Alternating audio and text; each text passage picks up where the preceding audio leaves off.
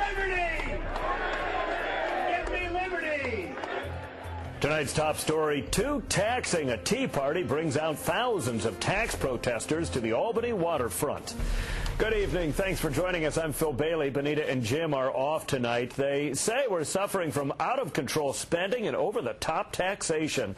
Across the capital region and across America today, large crowds are using April 15th, Tax Day, to say no more. Thousands made their way to Albany's Corning Preserve. News Channel 13's Matt McFarland has tonight's top story from Albany.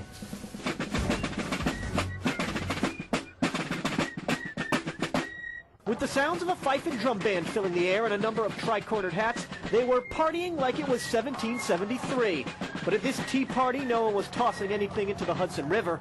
Rather, they were rallying against politicians. For this revolution, the T stands for taxed enough already. We are the ones that are suffering.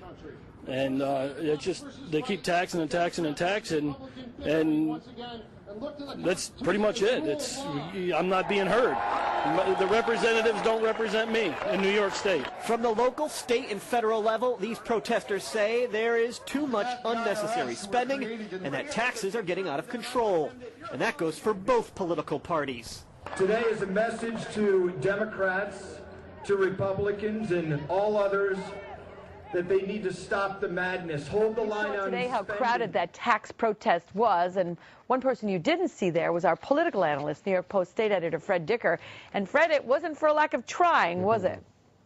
It wasn't, Liz, and you know, I did do my taxes the last few days too, or complete them, and I felt like maybe showing a little solidarity down there. But really, I was going down, and I did go down, trying to see how large the crowd was. I drove down there to the Corning Preserve, and I couldn't find a spot anywhere.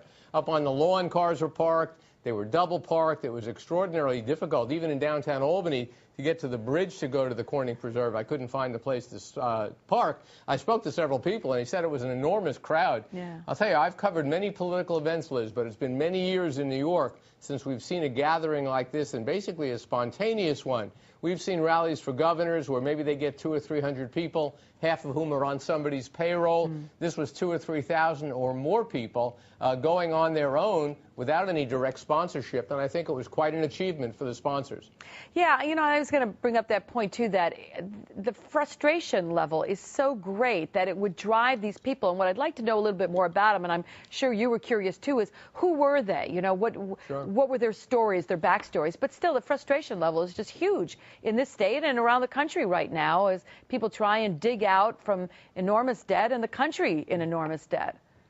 Liz, absolutely, and it comes just a couple of weeks after the governor and the legislature authorized something like $8 billion in higher taxes on New Yorkers at a time when so many New Yorkers are struggling. So I'm sure Governor Patterson could be thanked for adding some extra impetus to the turnout. Party in Albany to let it be known that they've been taxed enough already. Roughly 3,000 people gathered at Albany's Corning Preserve to protest the government waste here in Albany and in Washington.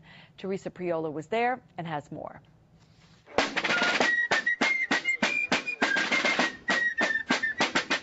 This is what a modern-day Boston Tea Party looks like, a throwback to 1773, when colonists revolted against Britain for taxing tea. Now in 2009, there's no tea in the Hudson, but it is a protest and a revolution of sorts. This is part and parcel about what we are as Americans. We believe in freedom. We believe in having our voices heard. Thousands convene in Albany to rally for the ordinary citizen. Their signs say it all. Their message couldn't be clearer. We are being taxed without representation.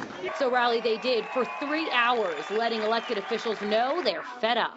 Frankly, you'd have to be blind and you have to be hard of hearing and you'd have to be ignorant to not see what has been going on over the years. Although thousands turned out for the Boston Tea Party here in Albany, it's just one of many around the country. 700 nationwide, 30 in New York State alone. It's been said the Tea Party protest was only a right-wing thing. But the guy who organized this party says that's just not true. That absolutely is not the case, and we've worked very hard not to allow this rally to be taken over by one party or the other. It's about being an American and what America stands for from the Constitution up and what we fought for and all our freedoms.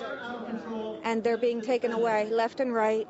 I think that this is a manifestation of liberty. That's what it's all about. In Albany, Teresa Priolo, CBS 6 News.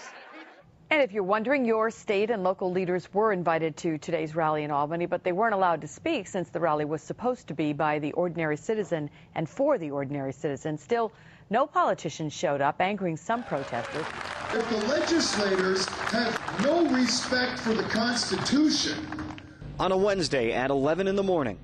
We don't need to respect legislators. Thousands of people from across the region. Both sides of the aisles, Republicans and Democrats alike, all of them are to blame equally. What tees me off is the special interest. Men, women, senior citizens, and children. What are you angry about? Taxes.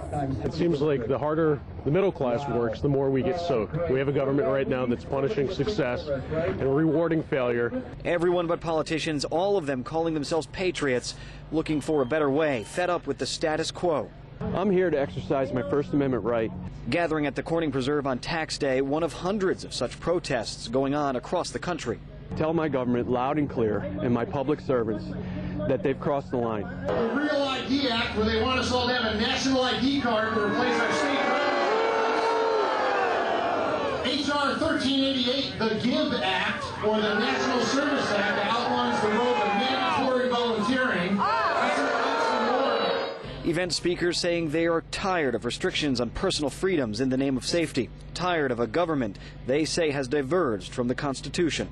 We are the ones we have been waiting for to bring real change to this country. To put aside the left versus right, the Democrat versus Republican bickering once again, and look to the Constitution as the rule of law. He said, give me the power to print the money and I care not who makes the laws. And that's exactly what's happening now.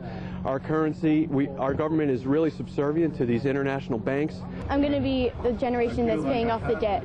It is a movement organizers hope is just the beginning. A movement spurred by anger, but inspiring those who came, who now wonder, what's next?